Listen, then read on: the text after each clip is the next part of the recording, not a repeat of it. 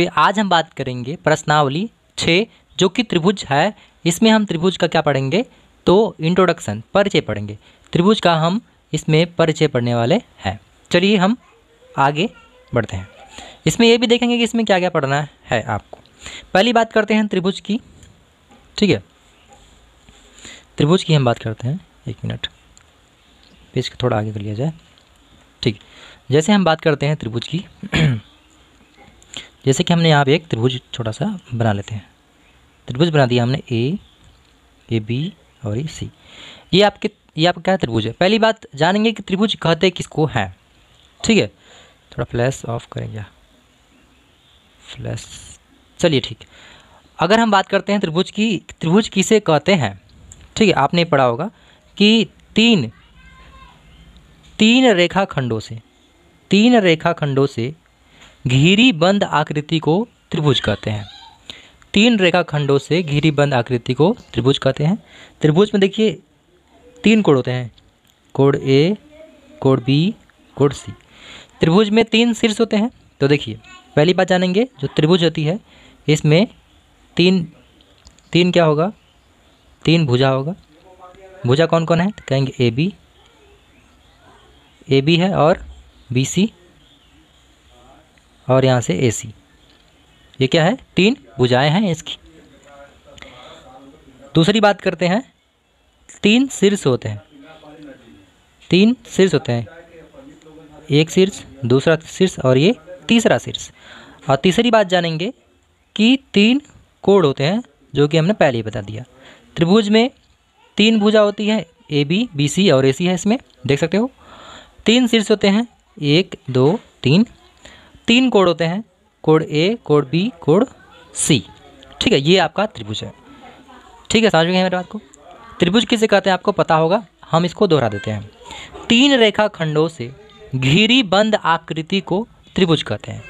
3 रेखाखंड होगा, घिरी और बंद होगा। अगर देखिए हमने ऐसा त्रिभुज बना दिया, सॉरी यहाँ पे हमने इस प्रकार से अगर त्रिभुज बना दिया और ये हमने देखिए ध्यान से देखेंगे तो यहाँ पे गैप है, तो ये त्रिभुज आपका नहीं होगा, ठीक है। त्रिभुज प्रॉपर तरीके से इसे कहेंगे, दिख रहा होगा। चलिए आज हम बात करते हैं आगे कि अब त्रिभुजों कुछ प्रकार की बात करते हैं। इसकी प्रकार के बारे में हम लोग थोड़ा सा देख लेंगे। जैसे प्रकार हम बात करेंगे पहला समबाहु त्रिभुज की। समबाहु त्रिभुज, समबाहु त्रिभुज की बात करेंगे। आपको पता है कि समबाहु त्रिभुज किसे कहते हैं, तो जिसकी सभी भुजाएं क्या हो, समान हो। छोटा सा त्रिभुज मैंने बना दिया, 1 2 3, तीनों भुजा क्या है आपका, ये इसमें समान है, तो इसे कहेंगे समबाहु त्रिभुज। चलिए दूसरी हम बात करते हैं इसकी प्रकार की, विषमबाहु त्रिभुज। विषमबाहु में क्या होता है आपको पता होगा कि इसमें विषमबाहु में इसमें कोई भी भुजा क्या होती है, बराबर नहीं होती है।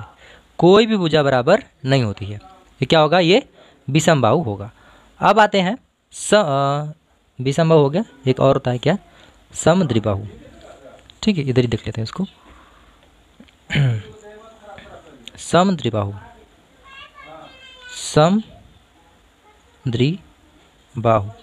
देखिए इसके नाम से पता लगे समद्विबाहु, मतलब इसमें क्या होगा, 2 समान भुजा होंगे ना, मतलब 2 जो समान भुजा है। देखिए जैसे कि ये त्रिभुज हमने बनाया ऐसे, ठीक है। पेन प्रॉपर्ली नहीं चल रहा है, चलिए। ये कल वर्षा हुई थी हमारे यहाँ पे, तो भीग गए थे, तो उसके साथ पेन भी भीग गया, इसलिए प्रॉपर तरीके से चल नहीं रहा है। देखिए समद्विबाहु मतलब कि इसका 2 भुजा क्या होगा, ये समान होगा। तीसरी की बात हम नहीं कर रहे हैं, इसमें 2 भुजा समान होगा तो कहेंगे समद्विबाहु है, ए बी सी। तो यहाँ बराबर है, जो ए बी है बराबर ए सी की है, एक भुजा और दूसरी भुजा बराबर है, तो इसे कहेंगे समद्विबाहु। इतना बात आपको समझ में आ गया होगा। अगर इतना बात आपको समझ में आता है तो आप ज़रूर कमेंट करें। अगर कोई इसमें कुछ दिक्कत हो रही है, नहीं समझ में आता है, तो आप हमें कमेंट करके कह सकते हैं, ठीक है। एक होता है समकोण त्रिभुज, आपने नाम सुना होगा, समकोण त्रिभुज। जो इम्पोर्टेंट वही बताया जा रहा है, वैसे प्रकार बहुत है। समकोण त्रिभुज क्या होती है, जिसका एक देखिए जैसे कि हमने फिगर बनाया यहाँ पे, ये आपका फिगर बना दिया, जिसमें एक कोण क्या होता है, ये 90 डिग्री का होता है, 90 डिग्री का होता है। इसके सामने, कोण के सामने वाला भुजा को कर्ण कहते हैं। और कर्ण क्या होता है, ये सबसे लंबी भुजा होती है ना, कर्ण सबसे लंबी भुजा होती है। ये आपका लंब हो गया, ये आपका आधार हो गया, ये आपका 90 डिग्री। मान लेंगे यहाँ बी है, तो बी क्या है, बी बराबर 90 डिग्री आपका है। अब जो मान लीजिए ए है, यहाँ पे सी है, तो जो ए सी है आपका, ए सी क्या है, ये ए सी आपका कर्ण है, ठीक है, जो कि सबसे बड़ी भुजा होती है। ठीक है, अब त्रिभुज में इतना ही बस जानेंगे। अब आते हैं कक्षा 10 में हमें क्या पढ़ना है। चलिए, कक्षा 10 में हमें पढ़ना है केवल समरूप त्रिभुज पढ़ना है। ठीक है, हमने यहाँ पे लिख दिया समरूप त्रिभुज। अब कक्षा 9 की बात करते हैं। कक्षा 9 में क्या है, तो सर्वांगसम त्रिभुज है। क्या है, कक्षा 9 में बात करेंगे तो ये सर्वांगसम है, सर्वांगसम त्रिभुज है। ठीक है, बात क्लियर। इसमें सर्वांगसम है, इसमें समरूप है। तो आप एक कक्षा 9 के हो छात्र या कक्षा 10 के छात्र हो, आप दोनों के लिए ये बहुत वीडियो इंपॉर्टेंट होने वाला है। चलिए हम आगे बढ़ते हैं। देखिए, अब जानेंगे कि समरूप क्या होता है। ठीक है, समरूप, चलिए पेन को एक्सचेंज कर लेते हैं। समरूप क्या होता है, सब भीग गए थे पेन हमारे, तो कल बारिश हो गई थी, इसलिए प्रॉपर नहीं चल रहा है, दिख रहा होगा आपको। समरूप क्या होते हैं, ठीक है। समरूप देखिए, जिसका रूप समान हो ना, आपने पढ़ा होगा, रूप क्या हो, इसका समान हो। जिसका रूप समान होगा, आकृति की बात नहीं कर रहे हैं, जिसका रूप समान होगा वो समरूप होगा। ठीक है, जैसे कि हम साइज की बात करते हैं, साइज मतलब आकार।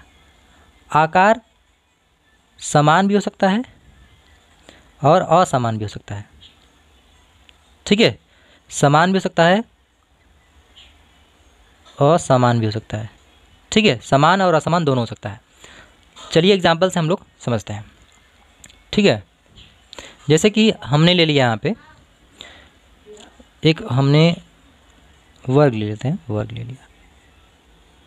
ठीक है, 2 सेंटीमीटर का वर्ग लिए।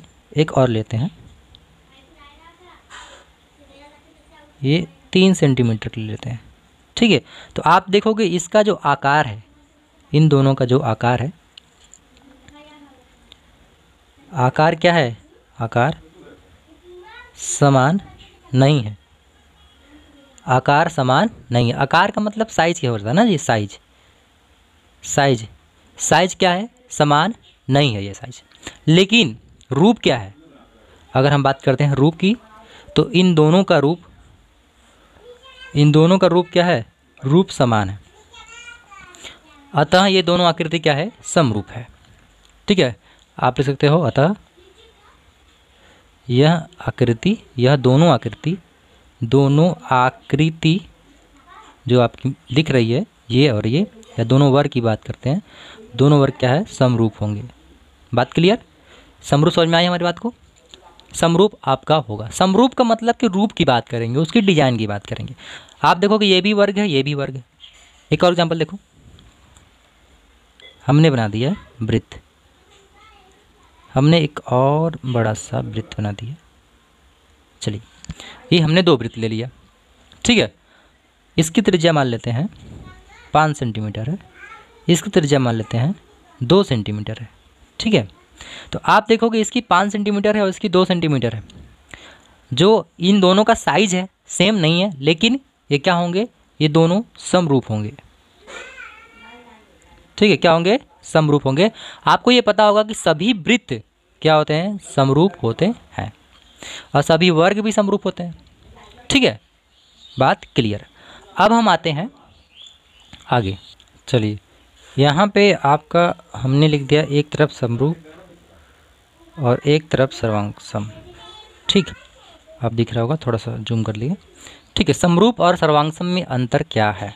सर्वांगसम का मतलब होता है कि, देखिए एग्जाम्पल्स हम लोग आराम समझ लेंगे। चलिए एक एग्जाम्पल समझते हैं। जैसे कि हम बात करते हैं समरूप की, तो इसमें केवल क्या देखेंगे हम, इसमें हम केवल आकार की बात करेंगे। देखिए, इसमें आकार की बात करेंगे। ठीक है, आकार की बात करेंगे, आकार इसमें आकार जो होगी मतलब साइज़ की बात कर रहे हैं, साइज समान हो सकती है और असमान भी हो सकती है। और हम बात करते हैं आकृति की, तो आकृति केवल समान चाहिए। इसमें जो आकृति है, आकृति हमें समान चाहिए, दिख रहा होगा आपको। आकृति हमें क्या चाहिए? समान चाहिए। आकार समान भी हो सकता है और असमान भी हो सकता है, वो इस पर डिपेंड नहीं करता। इसके लिए क्या चाहिए? बस आकृति समान चाहिए, ठीक है। जैसे कि हमने यहाँ पे, एक मिनट, यहाँ पे हमने ले लिया, ये वर्ग ले लेते हैं, ठीक है, जो कि 1 सेंटीमीटर का है। और यहाँ पे हमने वर्ग ले लिया, वर्ग है, आयत मत समझ लेना, 2 सेंटीमीटर। तो ये क्या है? समरूप है।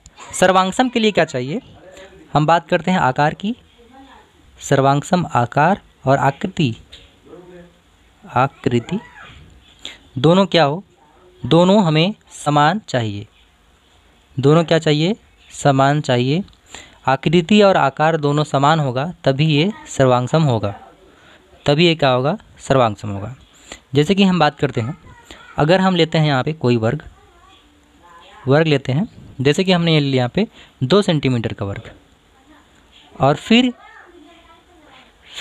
एक और है 2 सेंटीमीटर का वर्ग। तो दोनों का देखिए 2 सेंटीमीटर, ये भी है 2 सेंटीमीटर है, आकार समान है, आकृति समान है, तो आप कह सकते हो ये सर्वांगसम होगा। सर्वांगसम के लिए क्या चाहिए? मेन पॉइंट देखिएगा, बहुत इंपॉर्टेंट होने वाली है वीडियो है। सर्वांगसम के लिए 2 पॉइंट चाहिए, आकार आकृति दोनों समान चाहिए, लेकिन समरूप के लिए क्या चाहिए? केवल आकृति समान हो। क्या हो? आकृति समान हो। आकार जो है समरूप के लिए केवल आकृति समान हो, आकार समान भी हो सकता है और असमान भी हो सकता है।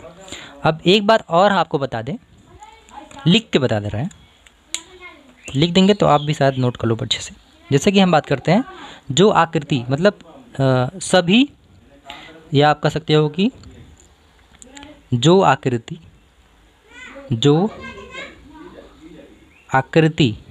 समरूप है, जो आकृति सर्वांगसम है, जो आकृति सर्वांगसम हो वह समरूप भी होगा, ठीक है, समरूप भी होगा। मतलब सर्वांगसम है तो समरूप ऑटोमेटिक होगा, क्योंकि देखिए इसमें आकृति समान चाहिए, इसमें आकृति समान चाहिए, दोनों आकृति समान हो गई, ठीक है। तो जो आकृति क्या होगा? समरूप, जो आकृति सर्वांगसम होगा वो समरूप भी होगा, लेकिन क्या है? जो आकृति समरूप है वे क्या होंगे? वे सभी सर्वांगसम नहीं हो सकते हैं, बात क्लियर? नहीं हो सकते हैं, ठीक है। हमारी थोड़ा सी हैंड राइटिंग गड़बड़ है, ठीक है, फिर भी आप देख लेंगे क्या हम लिख पा रहे हैं, ठीक है। तो आप ये देखेंगे कि जो आकृति सर्वांगसम है वो तो समरूप होगा, बात क्लियर, ठीक है। लेकिन जो आकृति क्या है? जो आकृति समरूप है वे सभी सर्वांगसम नहीं होंगे, कुछ सर्वांगसम हो सकते हैं और कुछ नहीं हो सकते हैं, ठीक है। आप सर्वांगसम और ये समरूप में सब बहुत अच्छी तरीके से फ़र्क आप समझ पा रहे होंगे। चलिए आज हम इस वीडियो में बस इतना ही, मिलते हैं नेक्स्ट वीडियो में, तब तक के लिए नमस्कार। और वीडियो को लाइक करना और चैनल पर नए हैं तो सब्सक्राइब करना ना भूलें। धन्यवाद, जय हिंद।